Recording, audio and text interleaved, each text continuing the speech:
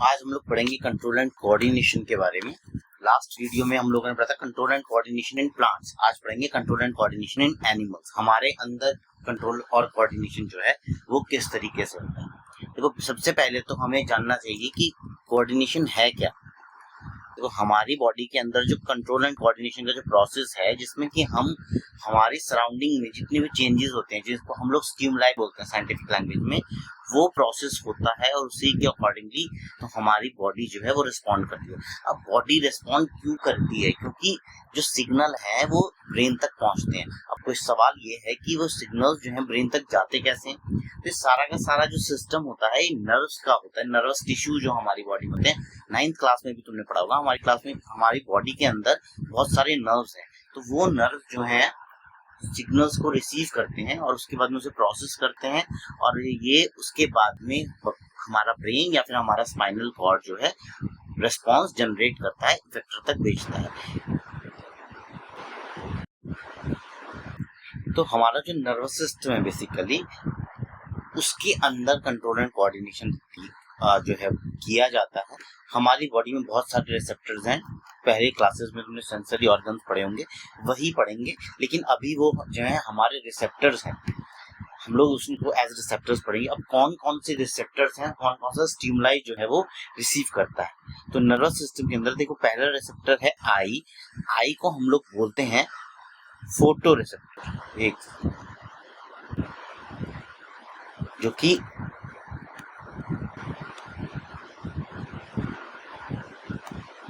Photo receptor जो है किसको डिटेक्ट करता है? डिटेक्ट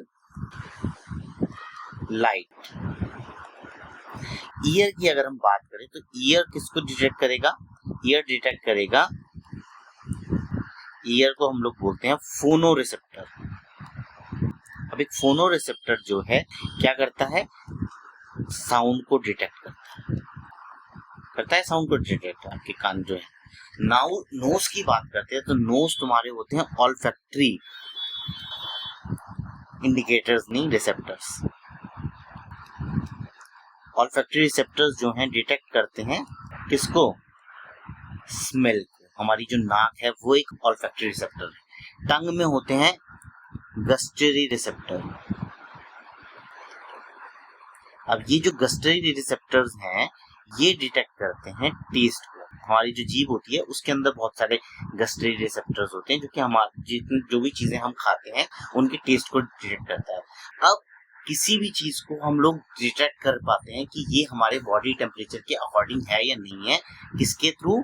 थर्मो रिसेप्टर्स के थ्रू। यानी जो हमारी स्किन है वो टेम्परेचर को चाहे कम हो चाहे ज्यादा हो डिटेक्ट कर सकती है। तो डिटेक्ट टेम्परेचर, बेसिकली ये 5 टाइप के हमारे बॉडी के अंदर रिसेप्टर्स होते हैं। देखो, अभी हम लोग सेंसरी ऑर्गन्स नहीं बोलेंगे, इनको रिसेप्टर्स बोलेंगे। हमारी बॉडी के अंदर 5 रिसेप्टर्स जो हैं वो हैं। इसके बाद हमारा जो सेंट्रल नर्वस सिस्टम है बेटा, सेंट्रल नर्वस सिस्टम के अंदर 2 चीजें हैं, ब्रेन है और स्पाइनल कॉर्ड।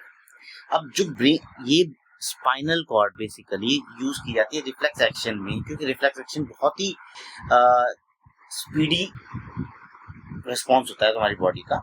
तो ब्रेन जो है, ब्रेन हमारी बॉडी को की जो डिफरेंट पार्ट्स हैं उनको कंट्रोल करता है। बहुत ही डेलिकेट ऑर्गन है, तो इसको जो है इसकी कवरिंग होती है क्रेनियम से या स्कल बोल सकते हो, जिससे कि इसको शॉक वगैरह जो है ना लगे। और स्पाइनल कॉर्ड को बचाया जाता है वर्टिब्रल कॉलम से, कवर होती है वर्टिब्रल कॉलम से। दोनों का ऑब्जेक्टिव यही है कि इनको प्रोटेक्शन प्रोवाइड की जाती है। तो वर्टिब्रल कॉलम जो है स्पाइनल कॉर्ड के लिए और ब्रेन के लिए क्रेनियम या फिर स्कल। पेरिफेरल नर्वस सिस्टम में जितनी भी नर्व्स होती हैं that are carrying messages to and from CNS. CNS से जितनी भी नर्व्स आती है, देखो स्पाइनल नर्व्स भी होती हैं इसके अंदर, क्रेनियल नर्व्स भी होती हैं। स्पाइनल नर्व्स जो स्पाइनल कॉर्ड से जनरेट होती हैं उनको बोलते हैं, और दूसरा क्रेनियल नर्व्स जो ब्रेन से जनरेट होती हैं। अब ये सारी की सारी नर्व्स हैं जो रिसेप्टर से या तो सीएनएस तक या सीएनएस से रिसेप्टर तक जो है रिस्पॉन्स जो है, सिग्नल्स जो है उनको ट्रांसफर करेगा। अब देखो ये काम कैसे करता है बेसिकली। तो वर्किंग जो है नीचे में दिखा रखा है मैंने। सर स्टिमुलस रिसीव हुआ और किसने किया? रिसेप्टर ने।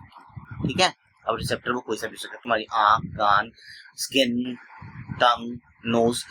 तो सेंसरी न्यूरॉन्स, ये न्यूरॉन्स जो होते हैं ये बेसिकली इंपल्स देते हैं सेंस ऑर्गन से सीएनएस को।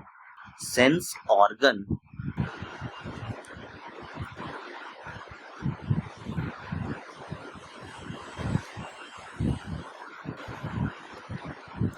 टू सीएनएस भेजेंगे सीएनएस तक। अब सीएनएस से जो सिग्नल फिर जनरेट हुए हैं वो मोटर न्यूरॉन के थ्रू कहाँ तक जाते हैं? Effector neuron. मोटर न्यूरॉन जो है वो एक ऐसा न्यूरॉन है हमारी बॉडी में, नर्व है, जो कि सीएनएस से सिग्नल जो है इफेक्टर तक पहुंचाएगा। इस बीच में जो सेंसरी और मोटर न्यूरॉन को कनेक्ट करता है that is known as the relay neuron. ठीक है, तो वो ये काम करता है।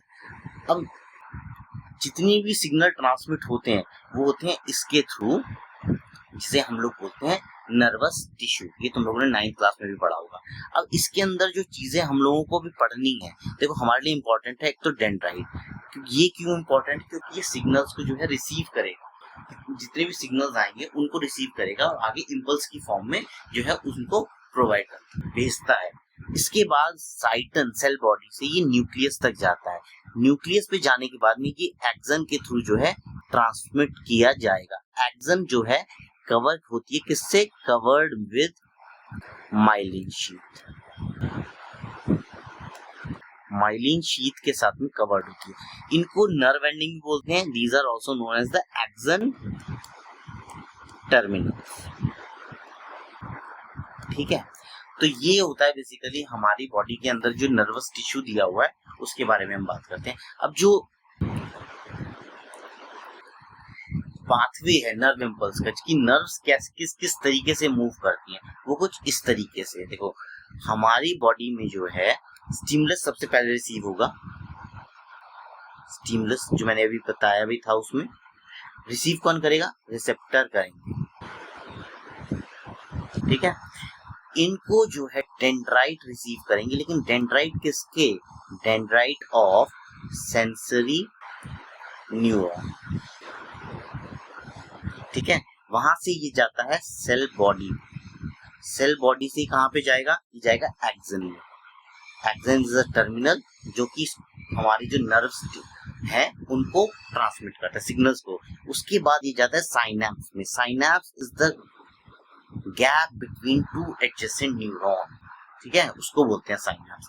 फिर ये दोबारा से जाएगा डेंड्राइट में, लेकिन अब की बार किसके dendrite? Dendrite of relay neuron. Relay neuron is you can say it's a communication between sensory neuron और मोटर न्यूरॉन। ठीक है, तो रिले न्यूरॉन के बाद में ये जाता है सीएनएस में। सीएनएस के अंदर तुम्हारे ब्रेन और स्पाइनल कॉर्ड है। अब यहाँ से ये जाएगा फिर से डेंड्राइट में, लेकिन डेंड्राइट किसका?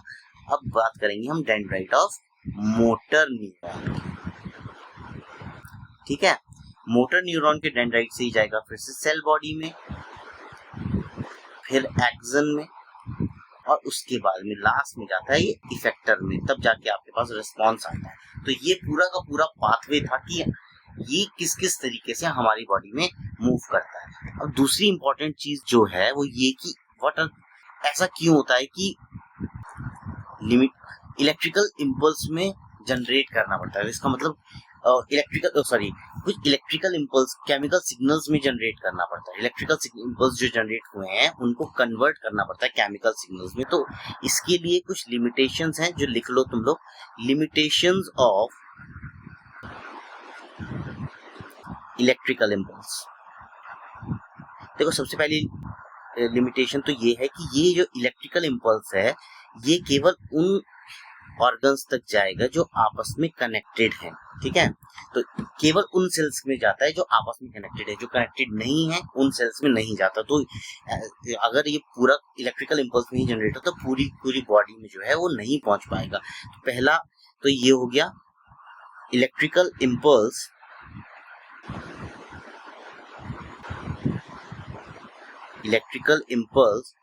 will reach the cells that are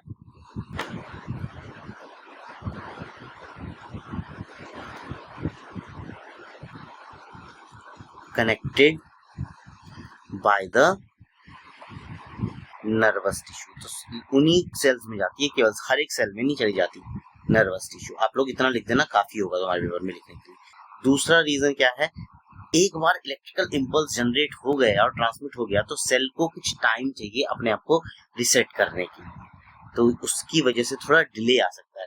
once an electrical impulse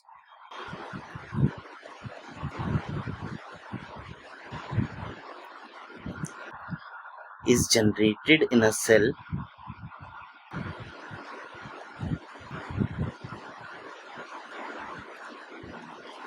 and transmitted,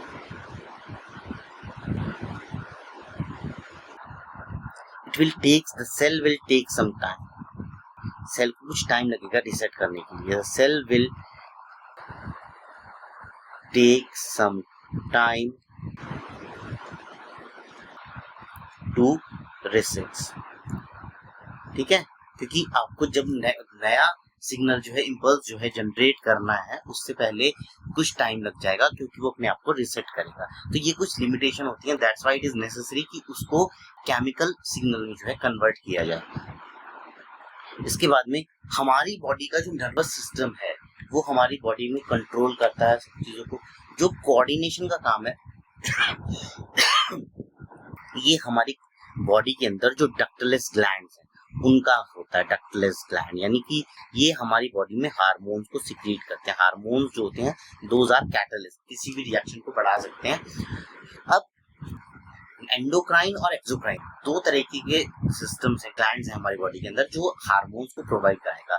ये डायरेक्टली ब्लड में, एंडोक्राइन जो है डायरेक्टली ब्लड में सिक्रीट करता है, वो ब्लड से पहले एक डक्ट में सिक्रीट करते हैं, उसके बाद में वो फास्ट में ब्लड में जाती है। लेकिन दोनों के बीच में कुछ डिफरेंस है। देखो नर्वस सिस्टम जो है हमारी बॉडी में ये इलेक्ट्रिकल इम्पल्सेस को इस्तेमाल करेगा और ये किसको करेगा, ये हार्मोन्स को करेगा जो कि केमिकल्स होते हैं।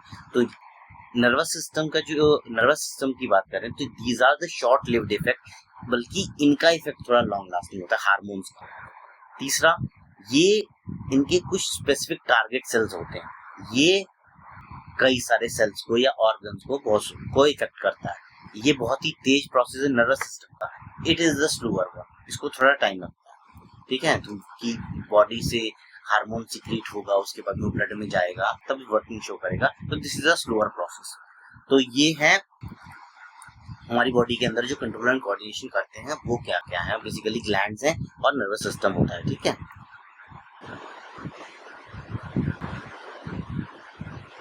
अब देख लो कि हमारी बॉडी के अंदर जो इफेक्ट ग्लैंड्स रिसेप्टर हैं, ये डायग्राम जो है आ भी जाता है उसको आपको लेबल करने के लिए। ये रिसेप्टर है, रिसेप्टर के बाद में यहाँ से ये सेंसरी न्यूरॉन है। क्या करेंगे सेंसरी न्यूरॉन, सीएनएस तक जो है उस सिग्नल को पहुंचाते हैं। ठीक है, ये जो बीच में ब्रिज है दिस इज रिले न्यूरॉन, जो कि एक ब्रिज का काम करता है, कम्युनिकेशन प्रोवाइड करता है between sensory and motor neuron. और डी जो है ये है आपका मोटर न्यूरॉन, इसको लिख लो आप मोटर न्यूरॉन। और ई जो है दिस इज द इफेक्टर, या आप लिख सकते हो मसल, जिसके ऊपर उस पर्टिकुलर स्टिमुलस का इफेक्ट पड़ेगा। ठीक है, लेकिन ये सारी की सारी चीजें हुई कैसे हैं, ये हमने रिफ्लेक्स आर्क जो है बेसिकली पाथवे है। अब हम डिस्कस कर लेते हैं रिफ्लेक्स एक्शन और आर्क में डिफरेंस जो है। देखो रिफ्लेक्स एक्शन जो है बेसिकली इनवॉलंटरी रिस्पॉन्स है। इनवॉलंटरी रिस्पॉन्स का मतलब होता है जिसको हम लोग कंट्रोल नहीं कर सकते। ठीक है, जब भी हमारी बॉडी को कोई स्टिमुलस मिलेगा तो वो रिफ्लेक्स एक्शन आएगा। रिफ्लेक्स एक्शन में मैसेज जो है डायरेक्टली जाते हैं कहाँ पर, मोटर न्यूरॉन में, जो कि रिले न्यूरॉन से कनेक्टेड होते हैं। दूसरा, इसके ज्यादातर जो सिग्नल्स हैं कंट्रोल किए जाते हैं स्पाइनल कॉर्ड से, नॉट थ्रू ब्रेन। और जो इस पूरे एक्शन का जो पाथवे है उसे बोलते हैं रिफ्लेक्स आर्क, जो हमने अभी डायग्राम के मीडियम से पढ़ा था कि वो रिफ्लेक्स आर्क है जो पाथवे होता है। अब रिफ्लेक्स आर्क के कंपोनेंट क्या क्या होते हैं, देखो एक तो होगा हमारा सेंसरी न्यूरॉन। सेंसरी न्यूरॉन क्या काम करेगा कि जो सिग्नल्स जनरेट हुए हैं उनको रिसीव करेगा। सेंसरी न्यूरॉन स्पाइनल कॉर्ड तक सिग्नल कन्वे करता है। उसके बाद स्पाइनल कॉर्ड जो है स्टिमुलस एप्रोप्रिएट कमांड देगी मोटर न्यूरॉन को, मोटर न्यूरॉन वो कमांड इफेक्टर तक जो है पहुंचाएगा। तो बेसिकली ये रहता है आपका रिफ्लेक्स आर्क, और रिफ्लेक्स आर्क का तुम पाथवे चाहो अगर तो वो मैं फ्लो चार्ट के थ्रू जो है बता सकता हूँ। ये इसे ड्रॉ कर लो।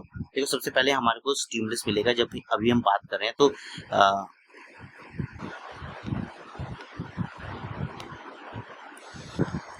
हीट की, जब हमने हॉट ऑब्जेक्ट को छुआ है, हीट यहाँ से ये जाएगा रिसेप्टर में। रिसेप्टर कौन होंगे? सेंसरी न्यूरॉन होंगे। यहाँ पर हम हीट का बात करें तो इसमें थर्मो रिसेप्टर्स होंगे बेसिकली, ठीक है।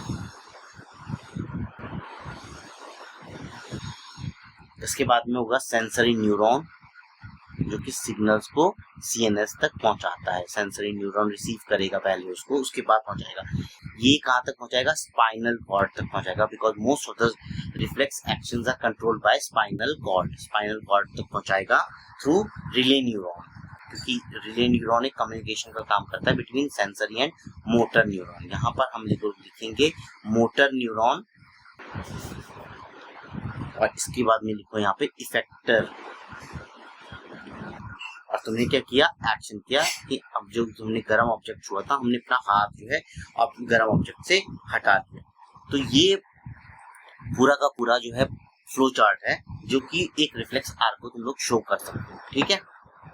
इसके बाद हमारी बॉडी का जो नर्वस सिस्टम कंट्रोल किया जाता है वो करता है हमारा ब्रेन। अब हमारा ब्रेन जो है वो उसके अलग अलग पार्ट्स होते हैं। एक तो है सेरिब्रम, जो फोर ब्रेन का पार्ट है। क्रेनियम उसकी आउटर कवरिंग है। मैंने बताया था क्यों यूज की जाती है, जिससे कि इसको शॉक ना लगे। तो फोर ब्रेन जो है, इतना जो पूरा पार्ट दे रखा है, फोर ब्रेन का ही पार्ट है। आपका मिड ब्रेन इसी के बीच में आता है, ठीक है। Cerebrum is the thinking part of the brain, और इसी के अंदर जो है नर्व्स होती हैं, रिसेप्टर्स जो है वो रहेंगी।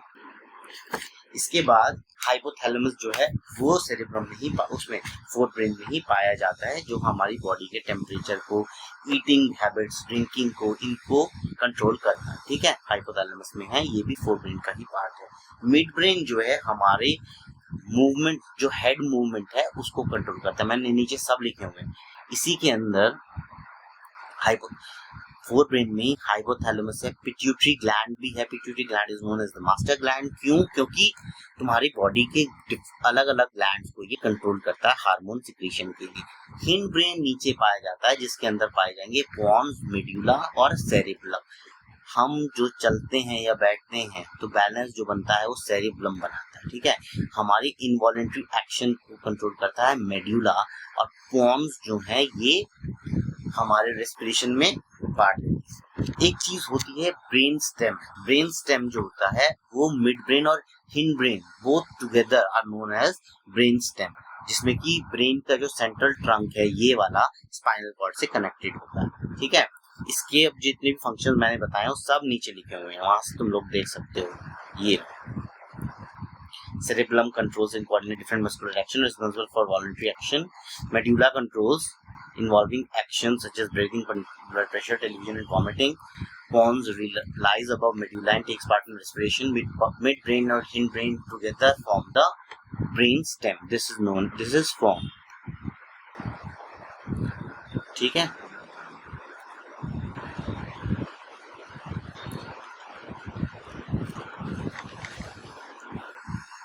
अब आगे कि हमारी बॉडी के अंदर जो केमिकल्स हैं, केमिकल मैसेंजर्स हैं, हार्मोन सिक्रीट होते हैं, ये डायरेक्टली ब्लड में जब जाते हैं, those are known as endocrine gland. तो पहला है पिट्यूटरी ग्लैंड, जो कि हमारी बॉडी का मास्टर ग्लैंड है। क्यों? क्योंकि हमारे अलग अलग जो ग्लैंड्स हैं उनको कंट्रोल करता है या स्टिमुलेट करता है for the release of hormone.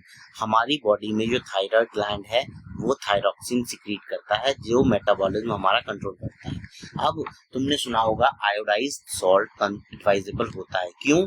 क्योंकि थायरॉक्सिन का जो रिलीज होना है ये आयोडीन की सराउंडिंग में अच्छी तरीके से हो पाता है। एड्रिनल ग्लैंड जो कि पाए जाते हैं किडनी के ऊपर, अभी चार्ट से मैं इन सबकी लोकेशन बता दूंगा।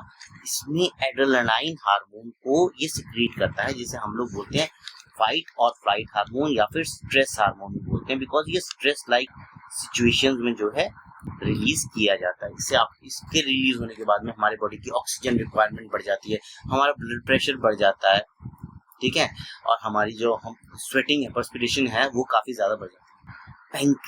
पेंक्रियास तुम्हारा एंडोक्राइन और एक्सोक्राइन दोनों में आता है, तो इसको आप लोग बोलोगे डुअल ग्लैंड, और इसके जो फंक्शन है वो भी दो हैं।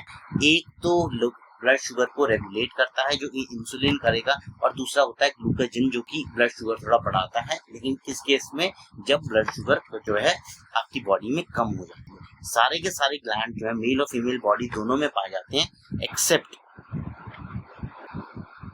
Testis and ovaries, these are the sex gland, और जो हार्मोन सिक्रीट करते हैं टेस्टोस्टेरोन और एस्ट्रोजन। टेस्टिस की अगर मैं बात करूं तो ये पाई जाती है मेल्स में, और ओवरीज पाई जाएंगी फीमेल्स में, जो कि टेस्टोस्टेरोन जो कि एक मेल हार्मोन है उसको सिक्रीट करेंगे, और एस्ट्रोजन जो कि एक फीमेल हार्मोन को सिक्रीट करता है। अभी हम देख लेते हैं इसकी इमेज है उसको। देखो यहाँ पर सबसे ऊपर दे रखा है हाइपोथैलेमस, जो हमारी बॉडी के को कंट्रोल करता है, हमारी बॉडी में जो हमारी खाने की और पीने की हैबिट्स हैं उन्हें कंट्रोल करता है। Pituitary gland is known as the master gland, बता चुका हूं मैं, क्योंकि हमारे अलग अलग ग्लैंड को स्टिमुलेट करता है for the release of hormone. हमारा जो ग्रोथ हार्मोन है उसको भी यही सिक्रीट करता है। ग्रोथ हार्मोन आपकी बॉडी में ज्यादा सिक्रीट हो जाएगा तो आप जार्डिज्म के शिकार हो जाओगे, यानी आपकी हाइट बहुत ज्यादा बढ़ जाएगी, खली बन जाओगे बेसिकली, और अगर कम सिक्रीट होता है तो वार्फिज्म यानी बोने रह जाते हैं। पीनियल ग्लैंड जो कि हमारी स्लीप साइकिल को रेगुलेट करता है, ठीक है, स्लीप साइकिल को रेगुलेट करेगा, इसको रेगुलेट करता है। पेंक्रियास जो है हमारी बॉडी में ब्लड शुगर कंट्रोल करता है। थायराइड ग्लैंड जो है हमारी बॉडी में थायरोक्सिन हार्मोन को सिक्रीट करता है। इसी वजह से हमारी बॉडी के अंदर जो है आयोडीन की जो है प्रॉपर अमाउंट क्वांटिटी होनी चाहिए। एड्रेनल ग्लैंड्स पाए जाते हैं किडनी के ऊपर, तो यहाँ ये जो है किडनी के ऊपर हैं, और ये इनका काम क्या है, ये स्ट्रेस लाइक सिचुएशन में सिक्रीट होंगे। ओवरी जो कि यहाँ पाई जाती हैं, this is the part of the female reproductive system, जब रिप्रोडक्टिव सिस्टम पढ़ाऊंगा तो क्लियर हो जाएगा। और टेस्टिकल्स जो कि प्रोड्यूस करेंगी, ये जो कि प्रोड्यूस करती हैं मेल हार्मोन टेस्टोस्टेरोन। तो ये था control and coordination in animals.